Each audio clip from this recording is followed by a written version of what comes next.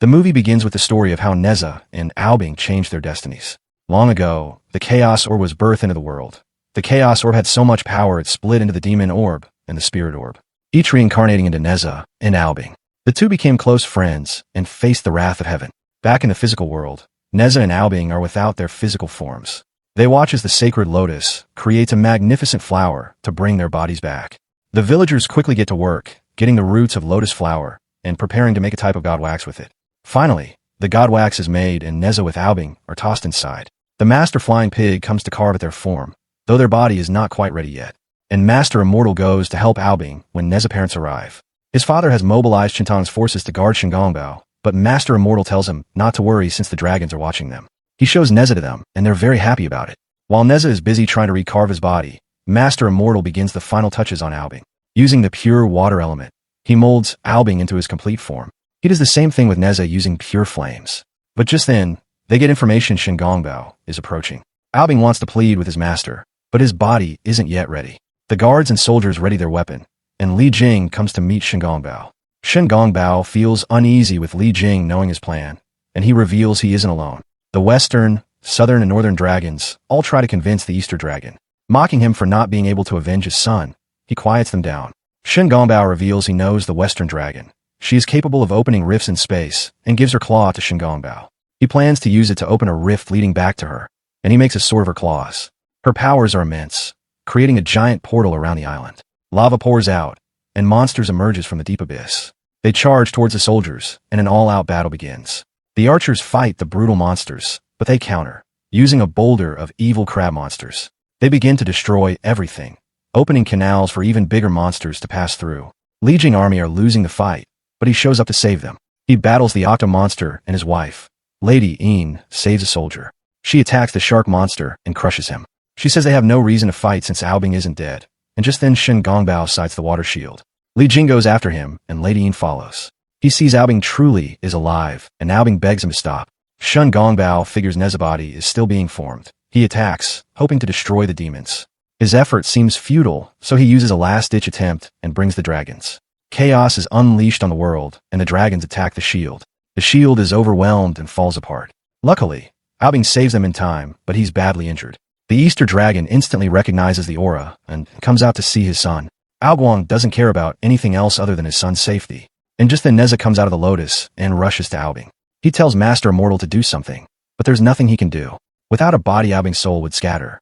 He desperately tries to find a solution, but their only option is to share Neza's body. Since the Spirit Orb and Demon Orb came from the same place, it should be possible. They merge together, leaving room for a plan to fix Ao-Bing. Master Immortal plans to get a sacred potion that restores magical items, but the Supreme Lord is very unlikely to give this item to a dragon.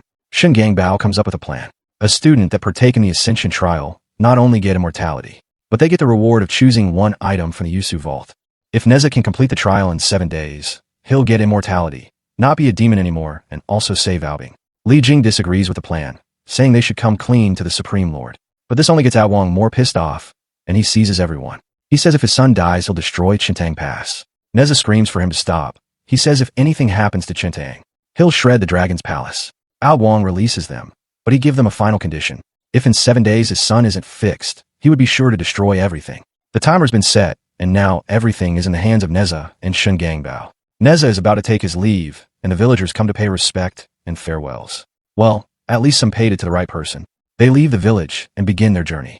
Master Tai tells Neza the trial will test his cultivation, but he will have to defeat 3 Earth-level demon kings.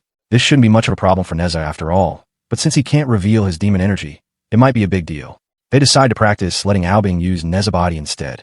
Since Neza is more in control, Ao-Bing has much trouble moving, talk more of attacking. Mr. Tai has a solution for this, and pops some sleeping pills for Neza. He takes way too much and his eyes turn pearly blue, showing Ao-Bing is in control. They have a rematch, but this time Ao-Bing completely destroys the master. They make their way to Kunlun Mountain, and they see hundreds of people who've come to seek immortality. Tai brings Ao-Bing and Neza's body to Yushu Palace, hoping to introduce him to the elite demon hunters who roam the land hunting down threats to humanity. Their leader, Vuyang, is a top disciple immortal. Tai presents Neza as the reincarnated spirit pearl and wants him to take part in the Ascension Trials. But just as things are getting serious, Neza suddenly snaps back into control, and the first thing he does, he pees in the sacred pool. Tai scrambles to stop him, scolding him in front of everyone. Trying to cover for the embarrassment, Tai blames it on stress from intense training. Vuyang isn't entirely convinced but sends his disciple, Krona, to escort Nezha to the restroom. On the way, Nezha's impatience gets the best of him. He steps on Krona's dress, and she leaves him behind. Wandering alone, he stumbles into a chamber filled with jade vessels and mistakes one for a toilet. He relieves himself without hesitation. While Tai explains Nezha's intentions to take the trials, Krona brings out the vessel. Turns out it's a sacred container of Kanun Du, the prized drink of the Chan Sect. Nezha tells them what he did, and Tai immediately spits out his sip on Krona. With no time for damage control, Tai pushes for Nezha to begin the trial immediately. Vuyang agrees and appoints Duro to oversee it. The first task is to eliminate a village overrun by marmot demons. Nezha, with Bing temporarily back in control, fights through the effects of a fading slumber pill and takes them all down. The demon hunters round up the captured creatures and prepare to transport them back to Yushu. Meanwhile, in Chintang village, General Li Jing pleads with Shen Gongbao for help. The recent battle left both soldiers and civilians injured, and they've run out of medical supplies. Li Jing begs him to open the gates so doctors can resupply, but Shen refuses. Guang had given strict orders. No one leaves the village. Suddenly, a spy is dragged in. Shen Gongbao freezes. It's his younger brother, Shirao Bao. Shirao Bao, now able to take human form like his older brother, reminds Shen Gongbao of the promise he made, to bring him to Yakshu Palace and let him attempt the Chan Sect trials to become immortal. Not ready to admit the truth, Shen Gongbao avoids the question. Instead, he hands Shirao Bao a few immortality pills crafted in the Tianyuan cauldron. Each pill grants a decade's worth of cultivation. He tells him to return home and share them with their family. When Shirao Bao asks why Gongbao and his sea demons are surrounding Chintang Pass, Li Jing cuts in with a lie, saying they're stationed there to protect the city from outside demon threats. Gongbao quietly appreciates the cover. He didn't want his younger brother learning who he's really become. Out of guilt, Gongbao agrees to send someone out to fetch medicine for the wounded civilians and soldiers. Meanwhile, back at Yakshu, Nezha is assigned his second trial. He must defeat Shinjin Dao, Gongbao's father, who trains demons in the art of virtue to help them ascend into immortality. The clash is brutal. Shinjin Dao channels lightning, fighting with the same ferocity and control as his son. Neza, still possessed by Ao-Bing, holds his own. In the end, they slice off Dao's arm, forcing him to yield. If you're riding with us through every twist, betrayal, and battle, hit that like button, subscribe for the next chapter, and drop a comment. Whose side are you on? Neza, the Chan Sect, or someone else entirely? Realizing he's been fighting a Chan Sect disciple, an order he deeply respects, Shinjin Dao surrenders himself and his disciples willingly. But just as they begin returning to the palace, Shirao Bao arrives from his visit with his brother. The first thing he sees is Neza holding his father's severed arm. Enraged and unaware of the surrender, Shirao Bao attacks. Duro quickly aims an arrow, but Shinjin Dao throws himself into the line of fire, shielding his son.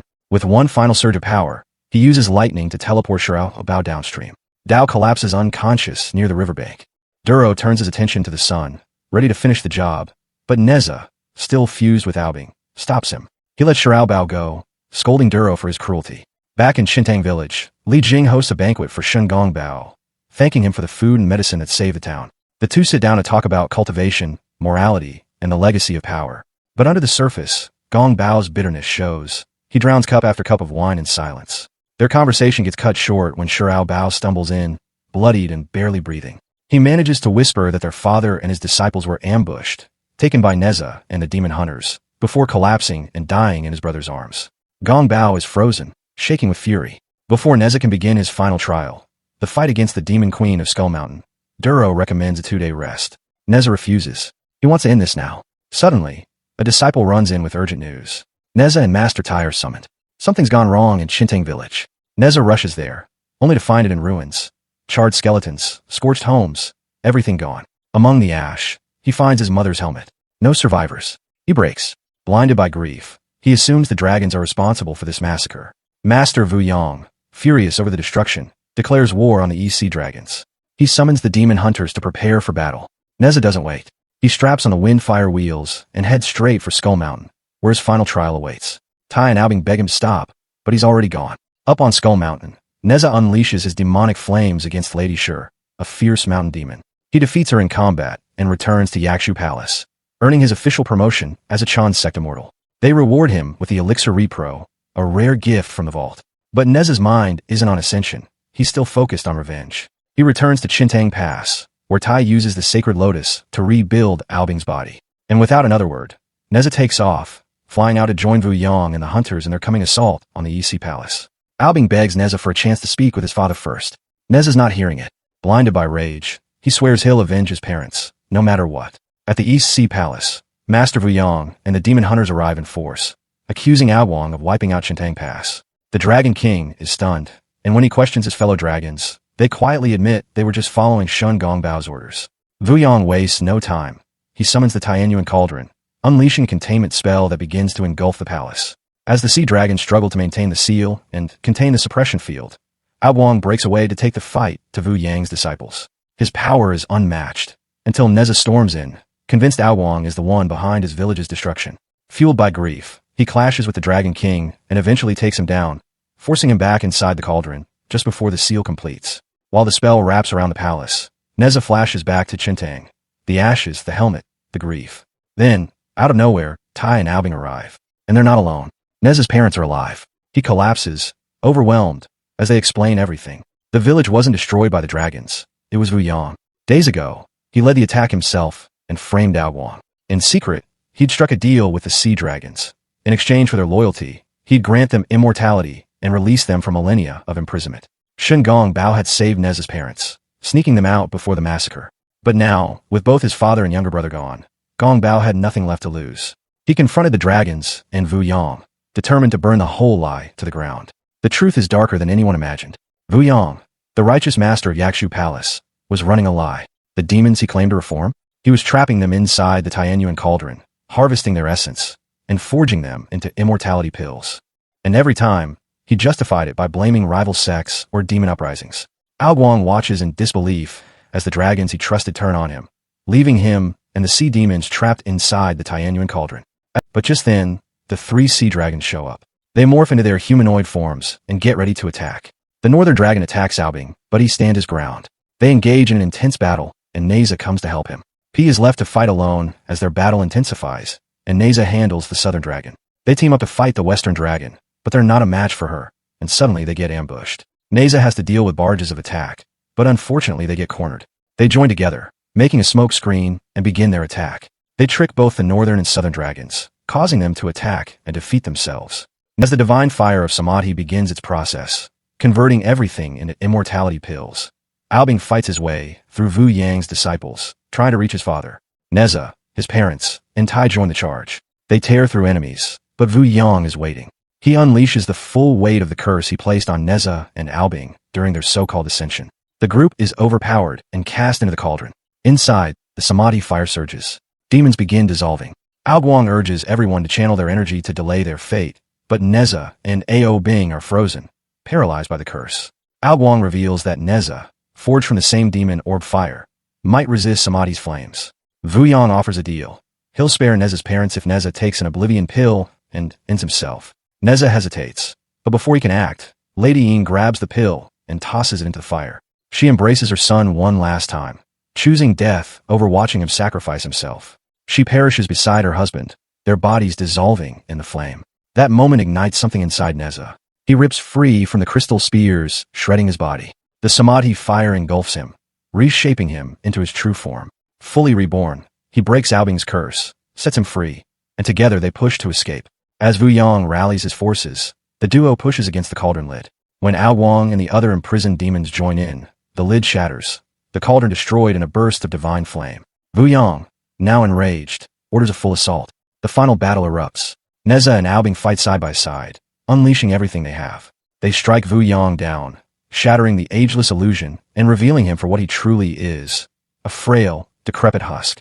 In the chaos, Ao-Bing exposes Vu Yang's disciples Krona and Duro as demons masquerading as hunters. The demon army turns on him, and with help from Ao-Run, Vu Yang vanishes into retreat. The demon hunters scatter, and the battlefield falls silent. Neza, Ao-Bing, and the remaining army stand tall, victorious not just over gods, but over centuries of corruption. Neza decides he's going to fight against the world and the discriminations.